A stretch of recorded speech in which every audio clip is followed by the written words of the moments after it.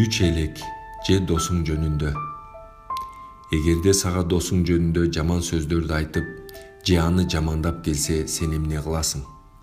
Бир жолу Сократка досу жөнүндө жаман, туура эмес сөздөрдү айтканы келген кишиге Сократтын эмне деп жооп бергенин билесиңби? Кел анда чогуу угалы.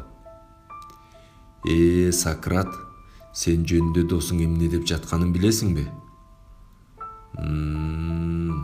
Токтой турчу. Алгач сүйлөй турган сөзүңдү үч электен өткөрөлү. Үч элек? Үч элек дейсиңби? Ал кандай электер?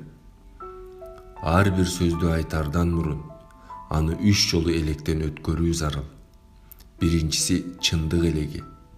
Сен айта турган сөз чындык экенине толук ишенесиңби? Жок, мен ал сөздү бирөөнөн уккам.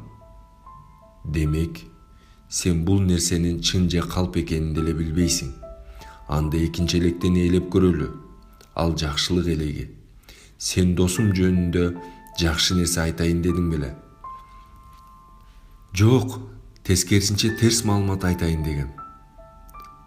Анда мага досум тууралуу терс маанайдагы сөздөрдүн чын же калп экендигине кепилдиң да жок экен. Эми үчүнчү электен өткөрөлү. Ал элек пайда элеги. Сен айта турган сөз мага абдан пайдалуу деп, мен аны угушум керекпи? Жок, укпай деле койсоң болот. Пайдасы деле жоктой. Аппали.